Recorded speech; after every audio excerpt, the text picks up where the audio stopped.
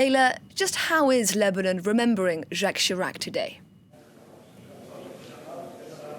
So, as you said, it is the only other country that's observing a National Day of Mourning, and I'm here at the Résidence d'Épine, which is the building that is the French ambassador's residence, but really has also marked the relationship between the two countries for almost 100 years. So in September 1920, General Gouraud, who was here with the French forces, stood on the steps just outside this building, and he declared the state of a greater Lebanon. And then, of course, there was a French mandate here after that for 23 years. So very linked to France, this building, but even more importantly, very linked to Jacques Chirac himself. And that's because during the bloody civil war here that lasted 15 years, this residence was closed down.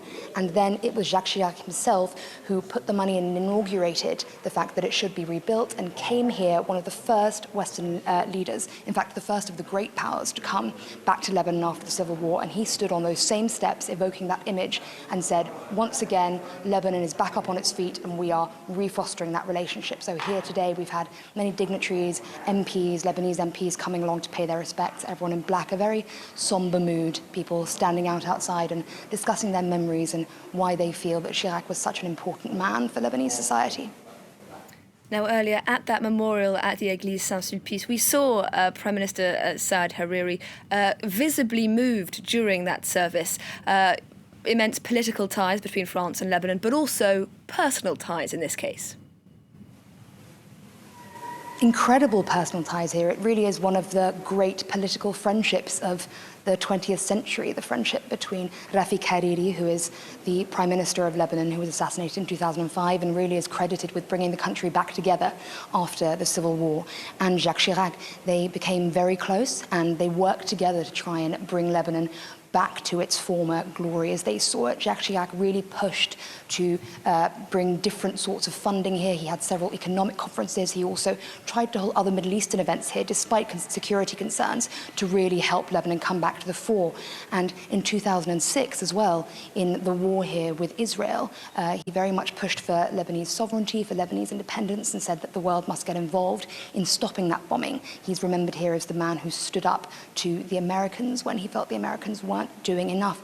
Now, in 2005, his dear friend Rafik Hariri was murdered, and after that he made it his mission to set up this international commission to look into the inquiry into who killed him. And his son, Saad Hariri, who is now the Prime Minister, he said that he became a paternal figure to him after that. He released a statement on the day of Chirac's death saying that I have lost an older brother, a father, and Lebanon will not forget the hands that held and supported it.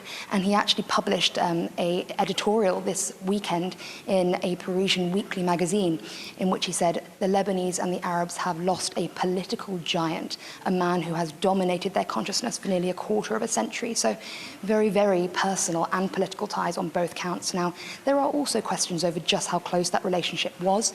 There are substantiated rumors that Chirac's eventual winning presidential campaign in 1995 was very largely funded by the Hariri family, and he later, after he left office, lived in an apartment in Paris that was owned by the Hariri family. So some questions there over whether perhaps those bonds were too close for two statesmen, but as I say, very fondly remembered here by the Hariri family.